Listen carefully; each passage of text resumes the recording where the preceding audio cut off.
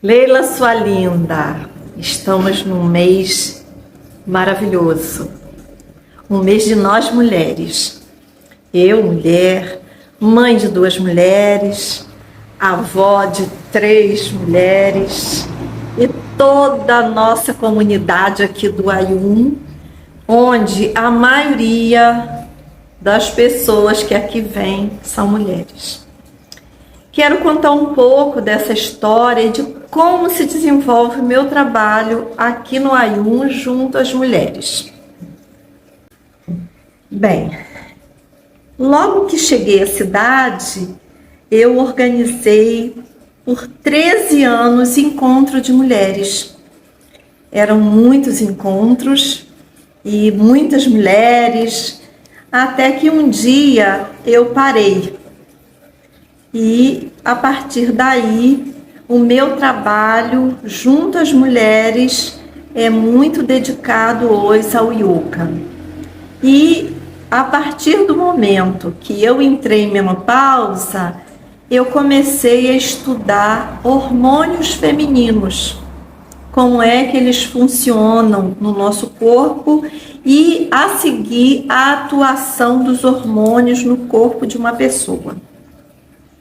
Com isso, eu conheci 2 grandes professores, a professora Dinar Rodrigues de São Paulo e o professor Gustavo Ponce do Chile. Esses 2 professores de yoga desenvolvem métodos de ativação hormonal para mulheres. E o professor Gustavo Ponce não só para mulheres, mas também para homens.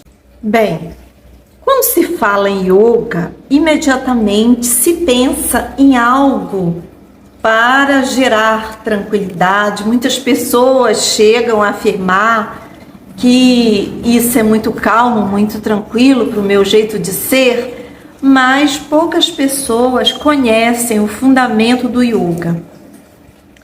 O yoga é uma prática milenar. Ela existe no planeta há 7.000 anos e foi criado por mestres muito elevados, pessoas que passaram as suas vidas se dedicando à contemplação, à meditação e deixaram esse legado. O yoga, na sua forma como ela se apresenta aqui no Ocidente, ela é muito voltada para o trabalho com o corpo. Embora no Oriente também se pratique yoga como exercício, mas o enfoque está em outras dimensões do yoga, como a meditação, o estilo de vida, a concentração e os princípios éticos do yoga. Mas no nosso caso, a prática de yoga é sempre, quando alguém fala em yoga, ela é sempre voltada para um exercício físico e essas posições físicas nós chamamos de asanas. Esses asanas, uma vez praticado pelas pessoas, eles vão fazer no corpo uma condição de cura física e psíquica. Porque a função do exercício e da respiração é ativar em nosso corpo as glândulas, principalmente as glândulas de secreção internas, as glândulas endocrinológicas. E uma vez ativadas essas glândulas, nosso corpo vai ter vitalidade.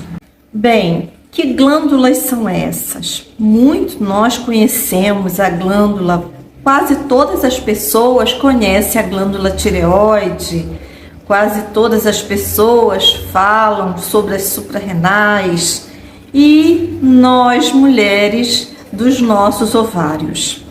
E os homens também dos seus testículos, que são glândulas sexuais.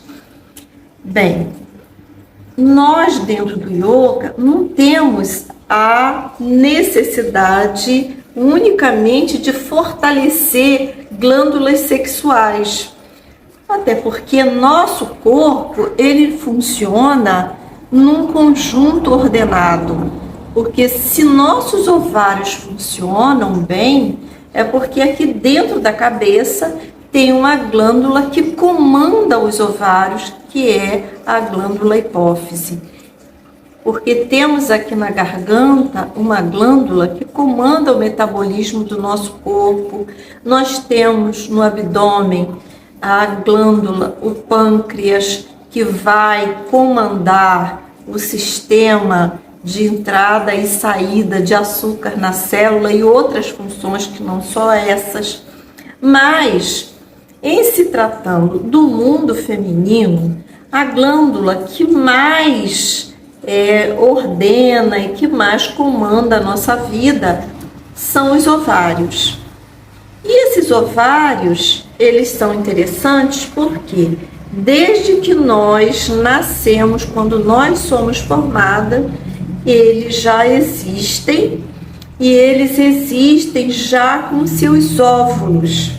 É diferente das glândulas masculinas que fabricam espermatozoides novos a vida inteira. Nós não. Nossos ovários, eles vão crescendo junto, nossos óvulos vão crescendo junto na medida que nós vamos também crescendo. E na puberdade, eles amadurecem, comandados por essa glândula que está na cabeça, que é a hipófise. Mas eles vão amadurecendo e a cada mês um desses óvulos são liberados. Mas para que isso aconteça, um conjunto de situações em nosso corpo precisam estar em ordem. Uma das condições para que nosso sistema de glândulas e nosso sistema genital esteja em perfeita ordem é uma outra glândula, que é o fígado.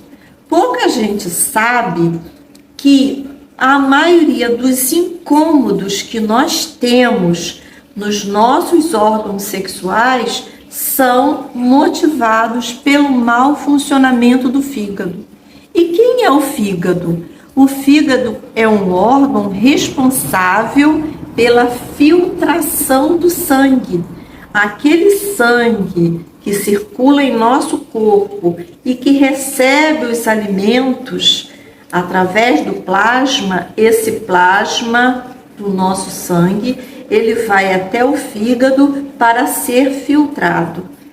Quando o nosso alimento ele não é bem metabolizado ou então a qualidade desse alimento não é boa, o fígado fica sobrecarregado. E pelo fato dele ficar sobrecarregado, ele não vai fazer um bom trabalho e as suas células não serão renovadas de forma equilibrada. E aí o fígado, ele passa a ter disfunções. Com essas disfunções, há um aquecimento no sangue. E esse aquecimento, ele vai gerar também aquecimento em nossos órgãos internos, principalmente no nosso útero e no nosso ovário. É muito comum uma pessoa ter problemas menstruais, como dores, como disfunções de datas, atrasos de menstruação, ter disfunções como endometriose, cistos, miomas. Tudo isso é causado pela disfunção do fígado. Daí o primeiro passo de uma mulher para cuidar da sua parte sexual, dos seus órgãos sexuais, é cuidando do fígado. E como que o fígado é cuidado? A partir de uma boa alimentação. Bem, essas condições que eu estou relatando aqui para vocês são condições de vidas que poucas pessoas conhecem. mas elas são não só cientificamente provadas, como testadas por nós mulheres em nosso campo de trabalho, como terapeuta, como professoras de yoga e daí para frente. O que eu quero me estender? Quem é que danifica o fígado? O fígado é danificado por excessos. Que excessos são esses? Especialmente de açúcares. Atualmente há toda uma moda das pessoas que não comem açúcar, porque vão engordar. Nossa preocupação não é engordar ou não engordar. Nossa preocupação como mulheres é nossa saúde, nosso bem-estar. Daí é preciso compreender o que danifica o fígado. Quem danifica o fígado são os açúcares. De onde vêm esses açúcares? Álcool. Álcool nós já sabemos, danifica profundamente o fígado, a ponto de pessoas terem cirroses, terem esteatose hepática, que é gordura no fígado. Outra coisa que danifica demais o fígado são carboidratos processados, porque hoje a indústria, para obter lucros, o que ela faz? Ela produz um excesso de farináceos, e esses farináceos eles entram no nosso corpo e se transformam em açúcar. Açúcar que vai diretamente para o nosso fígado danificar nossas células e prejudicar a produção de sucos biliares necessários para a nossa digestão. Outra coisa que prejudica demais o nosso fígado são os medicamentos. Medicamentos em excesso. Medicamentos, eles são necessários em algumas horas da nossa vida, mas a indústria de medicamento hoje oferece medicamento em bancas, como bancas de legumes em mercado. E aí, para qualquer coisa, nós usamos medicamento, a ponto de algumas pessoas terem hepatites medicamentosas. E aí você vê uma pessoa de 60 anos, 70 anos já fazendo uso de mais de 10 medicamentos, porque isso não tem fim. Outra coisa que prejudica demais o nosso fígado são nossas emoções. Emoções de muita raiva, emoções de ódio, condições irritadiças de vida. Mas isso eu considero um ciclo vicioso. Um círculo vicioso, porque a pessoa está com o fígado danificado. Quando o fígado está danificado, as emoções também estarão muito alteradas. Bem, com o nosso fígado sendo cuidado através da alimentação, através de medicamentos que não sejam medicamentos de origem inorgânica, que venha de laboratórios, porque podemos usar muitas ervas que vão beneficiar nosso fígado. Nosso sistema genital feminino e masculino também terão saúde. E a partir daí, nós também poderemos monitorar como esse sistema funciona, para que não nos tornemos reféns de outras pessoas para nos cuidar. Nós só precisamos dos médicos, dos terapeutas, em alguns casos que são necessários, mas na maioria das vezes nós podemos ser curadoras de nós mesmos. Como? Todos os dias, ao acordar, você vai se perguntar: como eu estou hoje? Meu corpo dói? Tem algum incômodo? Como estão hoje os meus pensamentos? o que eu estou sentindo no dia de hoje. Pode até escrever isso e a partir daí você buscar o tratamento para você mesmo. Se você acorda muito irritada, porque o seu fígado está danificado. Então olha o que você comeu ontem, o que você vivenciou ontem. Se você acorda com os pensamentos muito perturbados, o que você pode procurar? Você pode, nesse dia, arrumar uma gaveta. Nesse dia, você pode fazer alguma coisa mais concentrada. Se você acorda triste, o que você pode fazer? Se você acorda triste, deprimida, dá um passeio na lagoa, cuidar das suas plantas.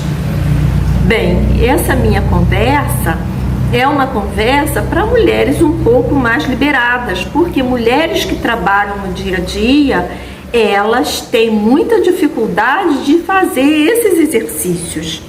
Porém, isso pode ser feito na medida em que a pessoa vai se conhecendo, na medida que a pessoa vai se olhando, e não importa o trabalho que ela tem. Todas nós temos sabedoria. Sabedoria de quê? De usar a natureza a nosso favor. Que sabedoria é essa? A sabedoria do alimento que nós comemos, de onde ele vem.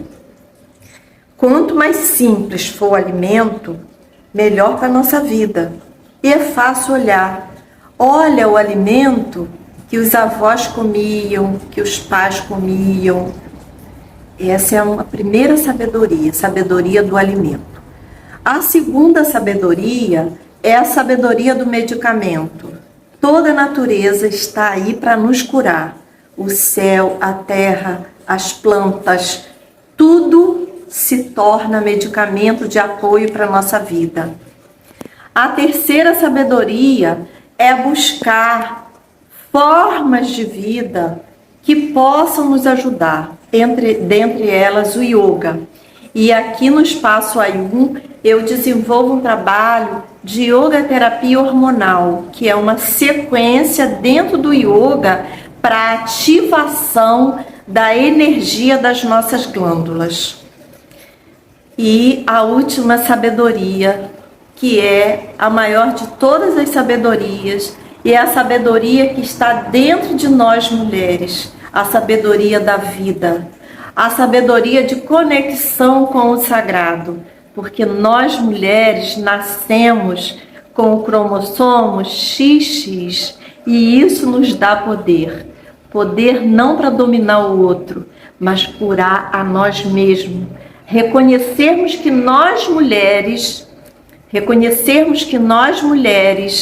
temos o poder de transformar e não nos tornarmos vítimas de nada. Nós não somos sexo frágil, nós somos sexo forte, porque nós sabemos manejar as forças sutis do espírito. Bem, finalizando essa história, nós podemos lembrar sempre de uma coisa: as mulheres fizeram toda a transformação nesse mundo quando um dia elas descobriram que elas podiam plantar. Elas fizeram toda a transformação nesse mundo quando um dia elas reconheceram que elas são geradoras da vida. Elas são o recipiente onde guarda a semente sagrada da criação. E os homens, eles têm um grande papel, que é apoiar essa gestação sagrada. Mas eles ainda não se reconheceram na beleza que eles são e se tornaram agentes desse sistema de morte. Eles se tornaram lacaios de um sistema que faz deles sempre pessoas que competem, faz deles pessoas que vivem para as aparências, pessoas que precisam se autoafirmar perante a mulher, perante o mundo, perante a natureza. E é uma pena, porque nós, sem os homens, ficamos pela metade, mas nós, sozinhas, somos inteiras. E os homens precisam, nesse momento, reconhecer que o papel deles é desenvolver aquilo de mais sagrado que é o feminino dentro deles, o feminino do afeto, o feminino da compaixão, o feminino da acolhida, e se perceberem o quanto eles estão sendo usados por esse sistema que nós vivemos. Portanto, mulheres, se reconheçam em seu poder. Através do seu ser, vocês podem mudar o mundo. Nós podemos mudar esse mundo. Namaskar.